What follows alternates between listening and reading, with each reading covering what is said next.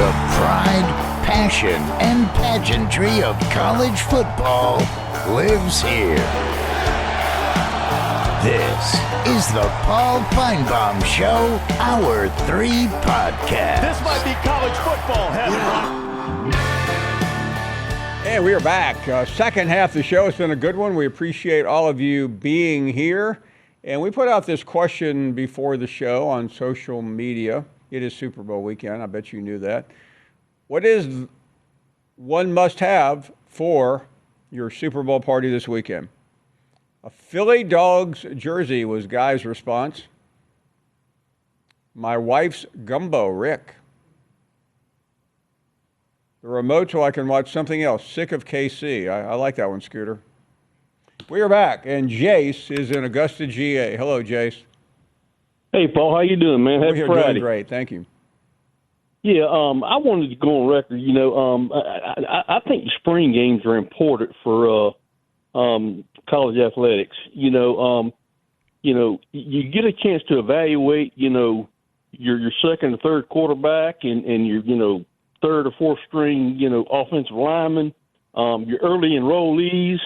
I think that's an important thing, for, colleges, is, especially the SEC, because, you need to know, going into the fall, what the depth chart looks like. Because Georgia plays a lot of players, especially on defense. So, I think, for I can't remember what the guy's name was that, brought up the Well, it's not only just somebody. We have a couple of coaches who have talked about it. Matt Rule talked about it. Sarkisian has talked about it. And I understand where you're coming from, but I'll also add the spring game can be psychologically beneficial for certain players, but most of the evaluation is already done. And coaches now, because the season can be so long. I mean, we saw Texas play 16 games. They're reluctant now to take too many chances, and I think that is going to be to the detriment of what you're talking about. A fair point, though. Hey, thank you very much for the call. Al is up next in Memphis. Hello, Al. Hey, Paul. How you doing today, buddy? We are doing great. I'm just got one quick comment about LSU's basketball team. If they played against themselves, they would lose. I like that. If anybody needs a coach badly, they do. Paul, you have a great day, buddy, and I will talk at you later, okay? Thank you very, very much. Appreciate it. Okay, let's check out Randy in Tennessee. Hello, Randy. Hey, Paul. Happy afternoon. Love the show. Appreciate that. So the guy that was on, okay, first off, LSU, that was hilarious. The guy before that, I was agreeing with everything he was saying, because who don't love more football? But then, I love the way you put that. They really need that off time. They really do. These kids are really put in these really tough situations throughout the season, and it's a long season, especially you going into the now a top 12 playoff. I mean, these kids are exhausted when you get there.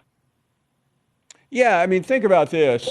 Texas first game was in August, and they played the SEC championship game. That was their 13th game. They played 14, 15, and 16. They would have played 17 had they beaten Ohio State. They played, and then as who was it? Cedric Golden the other day told us, you can't turn around. I mean, they're already doing winter conditioning. You can't turn around in 3 weeks and start spring practice and go full board. It really is too much. The assessments are already done. If you're soaked, you hit that right on the nose. Right now, it's about conditioning, keeping the kids healthy, and making sure that there's no unexpected injuries. Now, there was people another have to realize this is not the the old days. This is a different situation. Football is a year-round sport. You don't go away for a couple of months. No. Randy, thank you. Really do appreciate that. Let's check in with Kevin, who is up next in New Jersey. Hello, Kevin. I mean, they're already doing winter conditioning. You can't turn around in Kevin, 3 you there? weeks and start spring practice and go full board.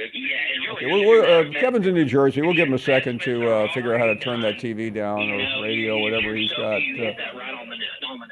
Right now, it's about. I'll just sit back and have a cigar. And making sure that there's no. For those who haven't figured this out, there is a 7-second delay here. Seems like 15 seconds for this guy. Football is a year-round sport.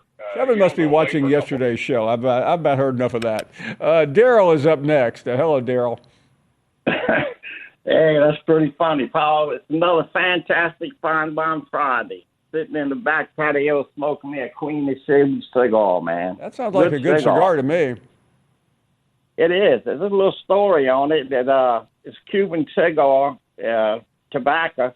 He brings it to Spain for 5 years and lets it age. Then he sends it to the Dominican Republic to let them roll it. But the guy that was the author of the cigar invented the airbags for General Motors. I did not realize that. Mm-hmm. Yeah. Hey, did you happen to catch Tom Brady's interview this morning on Fox and Friends? I missed it. What did he say?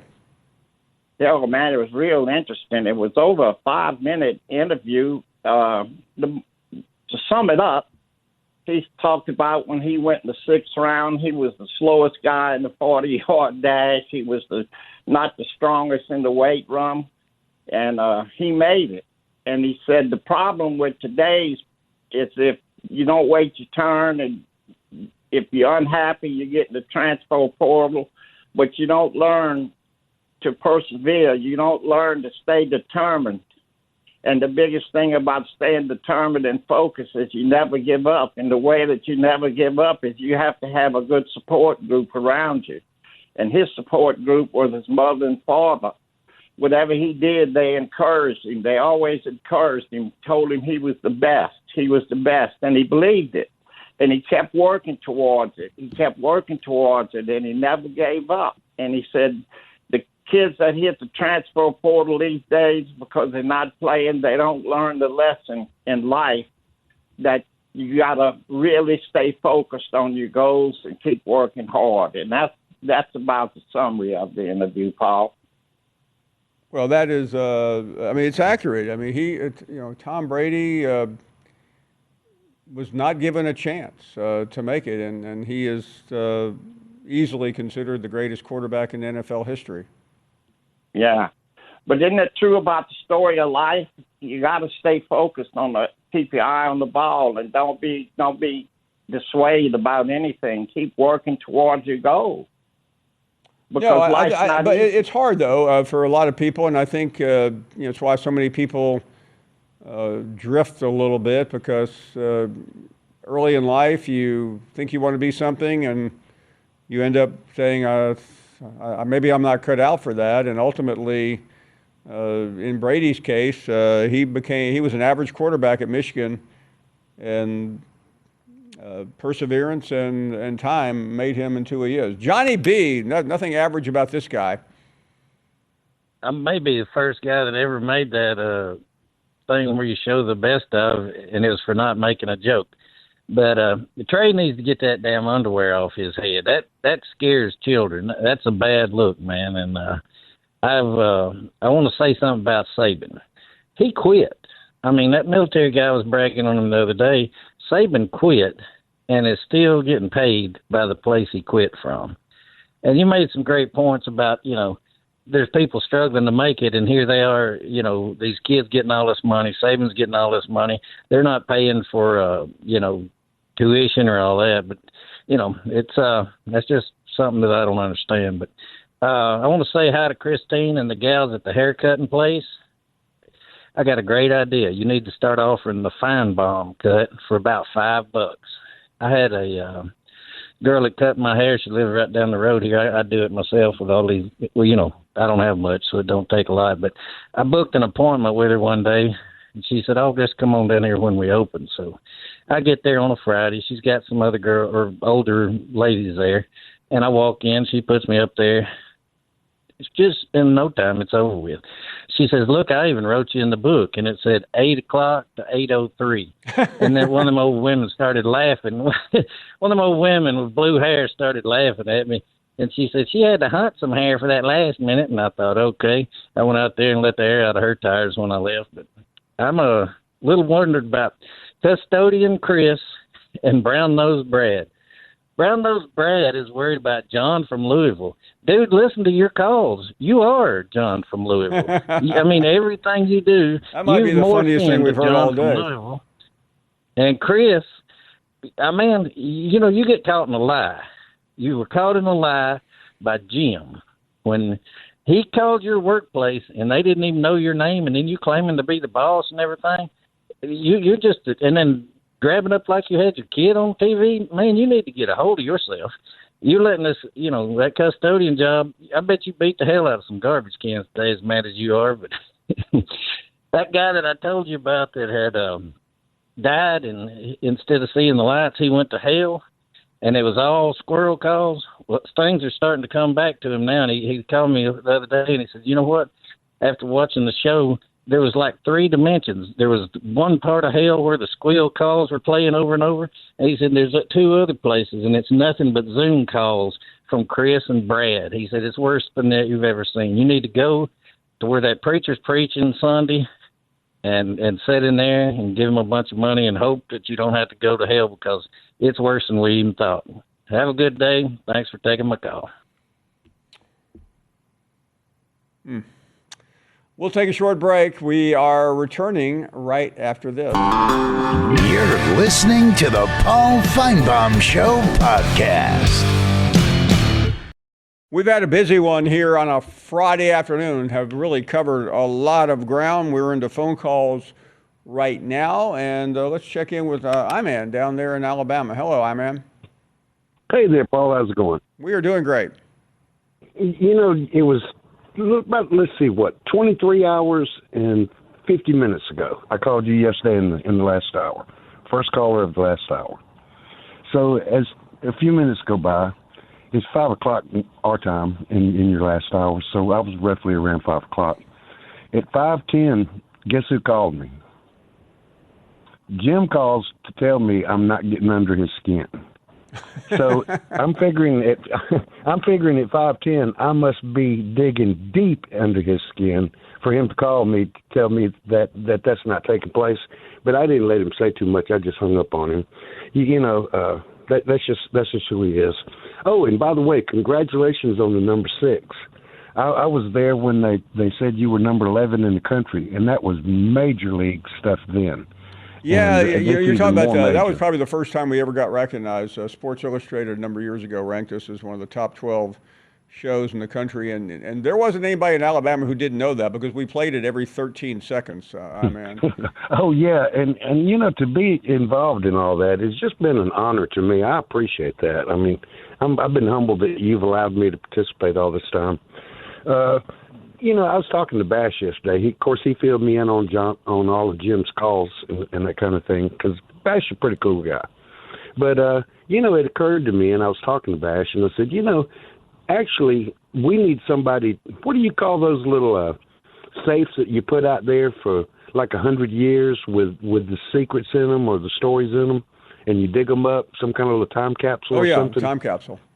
Yeah, we need somebody to do that and document this, because this is real-time stuff. In 1,000 years, nobody's going to believe this.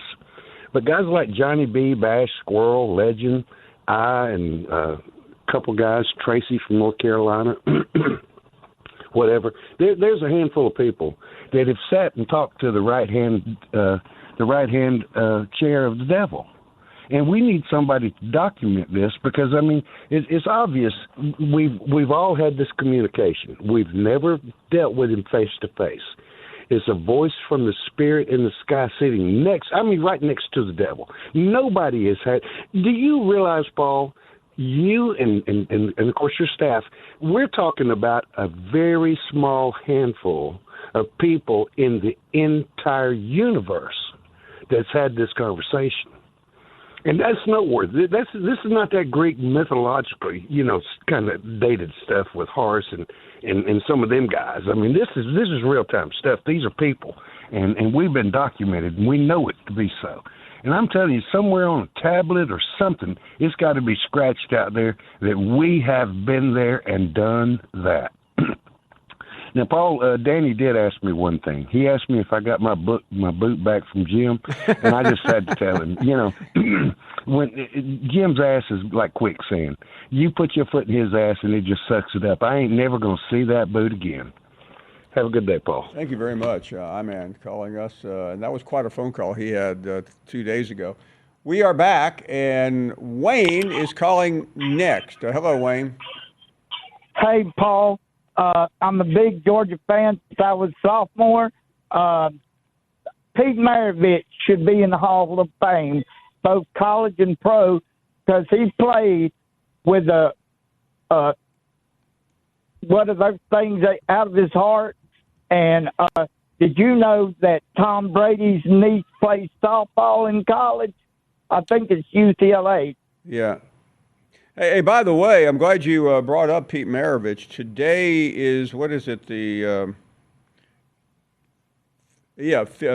55 years ago today, Pete Maravich scored 69 points in a game at Alabama. It turns out that LSU lost the game to the Crimson Tide on February 7th, 1970. Pete connected on 26 of 57 field goals and went 17 of 21 from the line. Now, it's pretty interesting. I've talked to somebody, I've talked to the head coach of Alabama about that, and that 69 probably should have been about 80, more than 80 in today's world because of the number of 3 points. C.M. Newton, who was the coach at Alabama, I was with him one night, and we were joking. He was joking about the defense he put on Pistol Pete, but he won the game,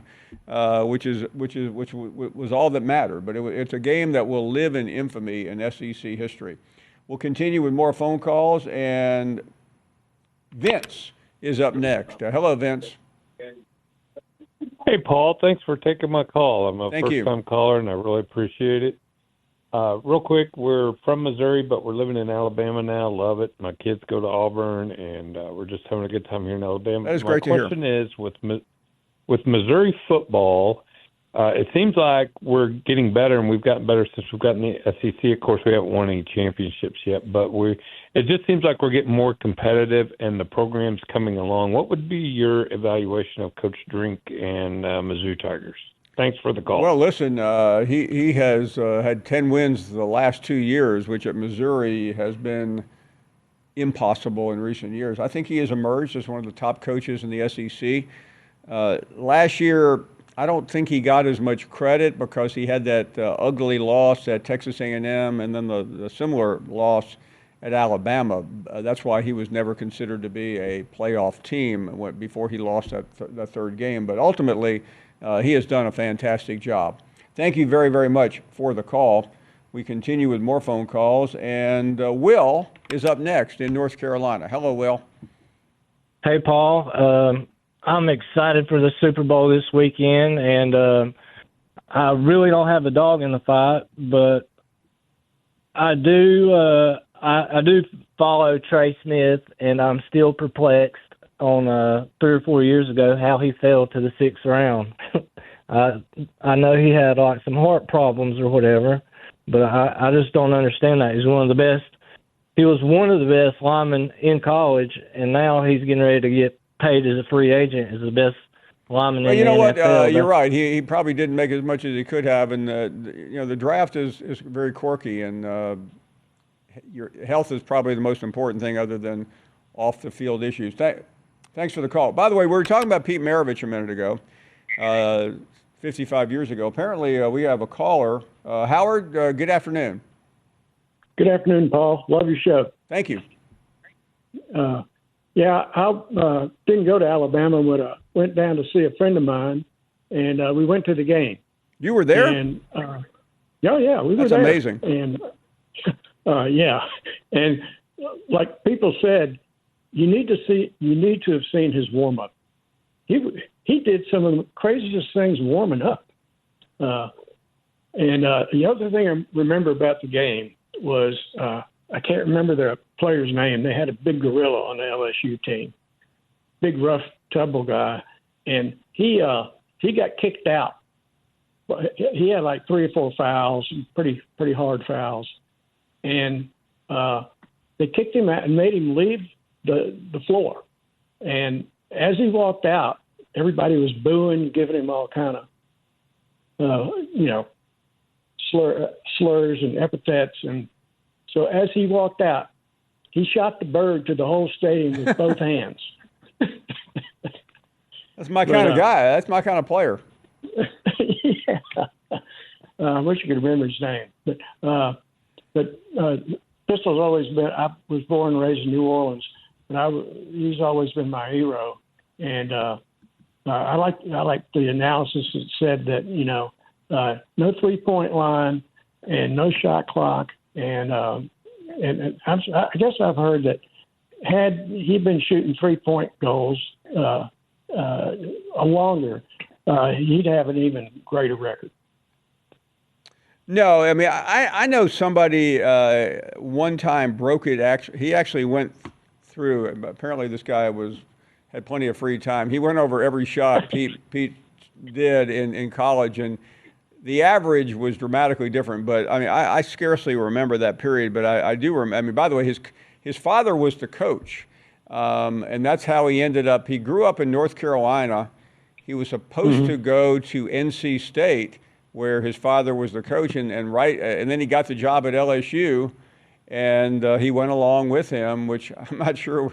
I think he probably would have been better with a more competent coach. Press Maravich ended up getting fired, and ironically, Howard, Maravich was replaced by Dale Brown, who became one of the most celebrated coaches in modern SEC history. We'll take a short break. We are coming right back. You're listening to the Paul Finebaum Show podcast. So some basketball coming up. How about this doubleheader? Auburn, #1 team in the country, goes to Vanderbilt. That is never easy. Neither is going to play Buzz Williams. Georgia heads to A&M. Doubleheader on Tuesday. And let's continue here with more phone calls. And Dave is in Houston. Hello, Dave. Yes, good afternoon. I wanted to follow up on Pete Maravich. I was as a kid, I was never any good at basketball. But when I dialed in and watched Pete Maravich, man, it was just mesmerizing. And I would encourage any young kid out there learning the game or just starting out to Google Pete Maravich and just try to absorb all the visual that you saw that guy in his performances. I mean, just incredible, whether he's warming up or during the game. I mean, it was just unbelievable. And I think that your young crowd would really enjoy watching that. There were 2 players I really liked in the pro game. I haven't watched pro basketball in years, and I haven't been to a Houston Rocket game in probably 10 years. But between Pete Maravich and Earl Monroe of the New York Knicks, sure, they moved the ball around, and it was fun to watch. You're right. Listen, I thank you for the call. I grew up, basketball was my favorite sport, and Maravich was the guy that all the kids on the playground wanted to be like. And I mean, he was just I mean, what? And there are some. I mean, there are others in this category. I'll never forget the first time I saw Shaquille O'Neal courtside. It was one of the most amazing things in covering sports I've ever witnessed. I've never seen anyone so intimidating. But Maravich was just a joy to watch. And the idea that he died at 40. He had a congenital heart issue. He died after playing a pickup basketball game.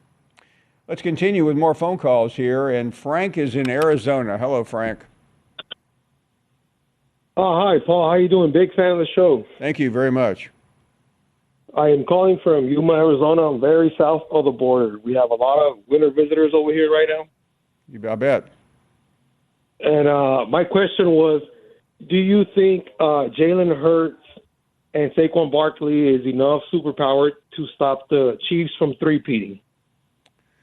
I do. I know, and I ran into this 2 weeks ago. I was convinced the Bills were going to beat the Chiefs, and everybody saw how that game ended. And I think because of that, there is almost an approach to the game as if the Chiefs always win. Well, they do.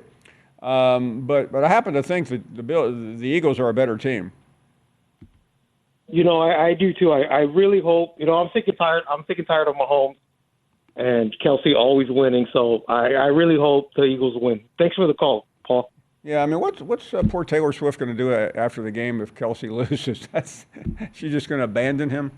Let's continue. More phone calls here. Let's check out Jay in Tennessee. Hello, Jay. Hey, Paul. How are you, buddy? We are doing great. Thank you.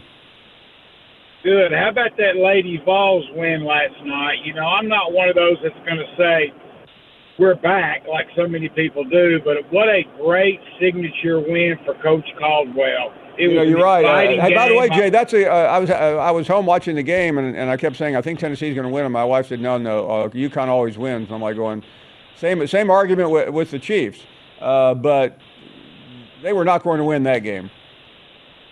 Yeah, that UConn team is a really, really good team. They've got great transition basketball. They know how to move it up and down the floor. But Tennessee just gutted it out. I can't really think of much more way to say that. They gutted it out. They did hit key shots when they had to have them. But my wife and I went. It was a lot of fun and just a lot of smiles on a lot of people's faces for Coach Caldwell to get that win.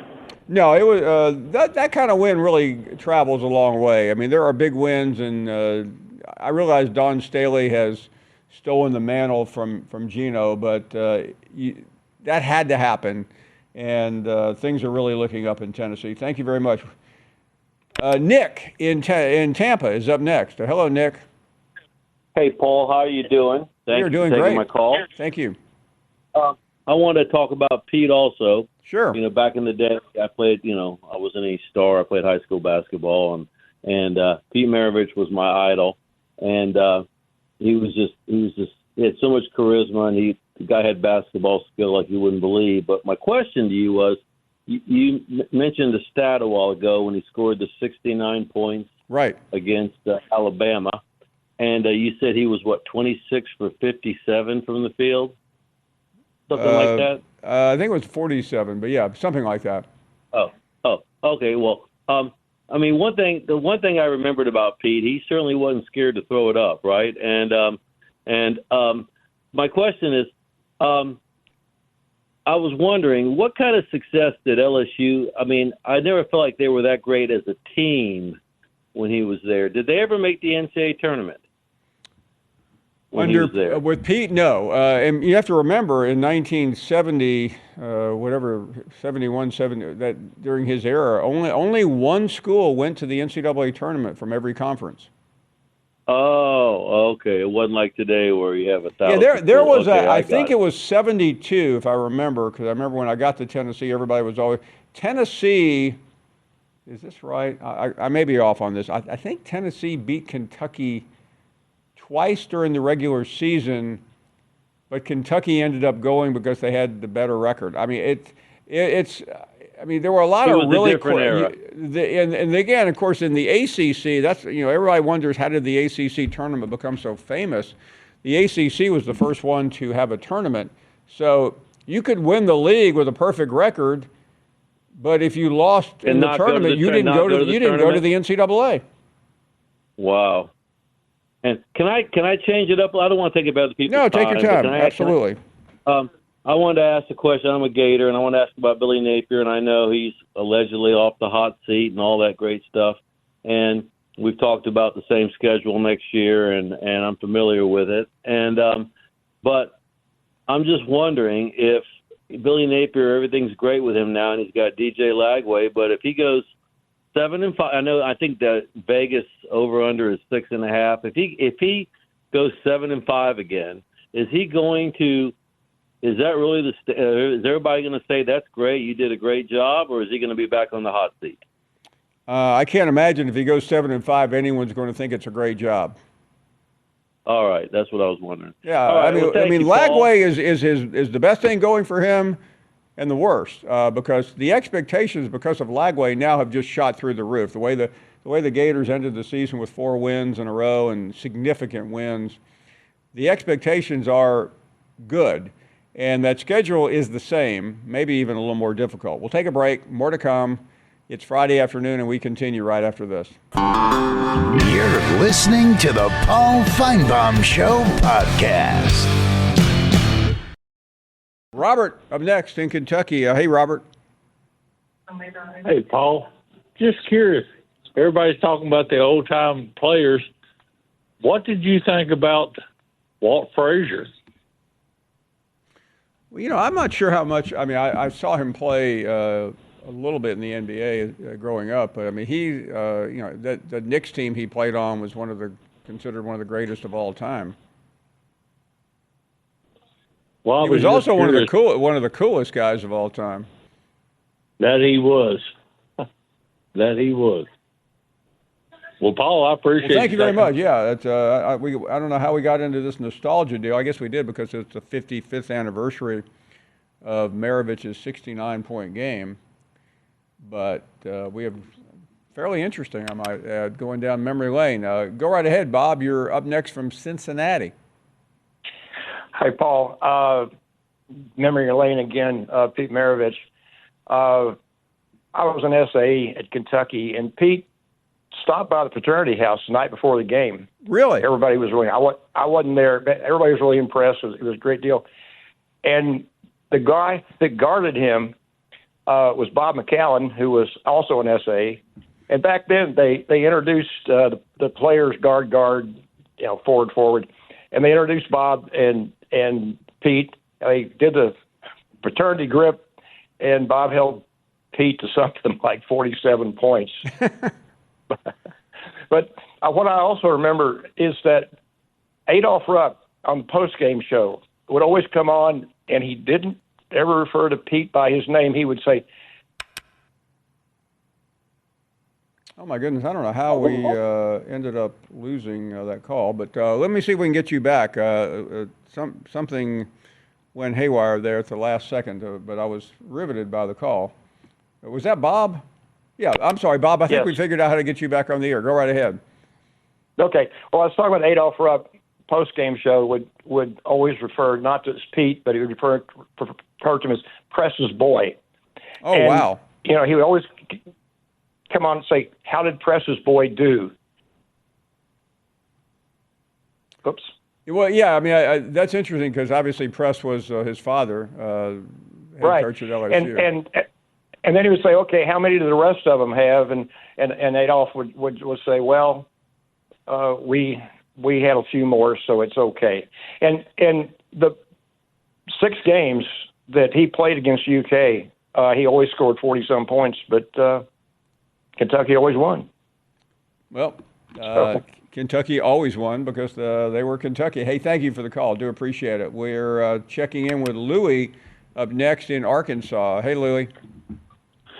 Hey, I just want to congratulate you on your number 6 spot. That's pretty cool. Thank you very much. Anyway, I have a few questions. I've been watching your show, and I remember there was some bunch of Alabama people were upset with Saban getting paid, I guess. But, I mean, didn't his contract, even though he wasn't the coach, didn't he still get money from his contract? I mean, wasn't that from the donors out of the school? I don't think I'm pretty sure it was. Yeah, I had someone explain it to me the other day that it's incorrect to say this is taxpayer money. It's coming from another fund.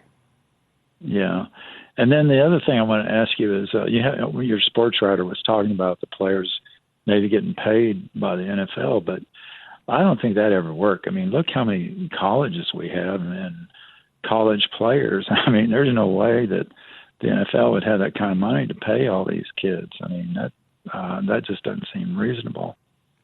But and another thing, I just wanted to shout out. I think Arkansas, our basketball team, they've kind of shined here a little bit. So what's your take on the Alabama game? I think it's pretty amazing. I was talking to Alyssa Lang here yesterday, who's covered the last two games in Kentucky and in Austin. And I mean, right now, Calipari has taken this team from the depths of despair to they are literally now projected in the NCAA tournament. That's how quickly it changed. Now, again, they do have Alabama. They have a schedule like everybody else in the SEC, but those 3 wins. I think they beat somebody. Was it Georgia before that? Yeah, I think it's Georgia. Yeah, they've won 3 out of 4. I mean, this is an incredible role, especially after having lost their most impactful player. Thank you for the call. Chris is up next. Paul. What everybody started to realize about that number 6 list is that you're the number 1 on that list that talk about nothing but college football, and also they have college call on their show. The rest of them are talking heads. But Paul, I sit here. I called in the first hour, and I sit here for the last 2 hours. I'm gonna agree with them people and say I'm the worst caller. When you had all these other callers call, you had writing down Johnny B. You had Miss Susie, and you had all these other callers. You trying to say I'm the worst? Paul, I know the ACC got a show over there, but I want to compete with the best. That's the reason why I called in. But you mean to tell me I'm your worst caller? Man, Paul, I just don't understand. If it's a popularity contest, I'll never win. But we talking about what moves the needle. Have a nice day.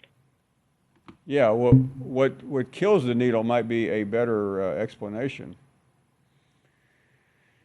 Anyway, it's hard to explain to some people that they really don't move the proverbial needle. But I think we just heard why he doesn't move the needle. It's not about the show. It's always about him. Okay, we have an hour more to go on this Friday afternoon, almost Friday night. We appreciate you being here, and we are coming right back.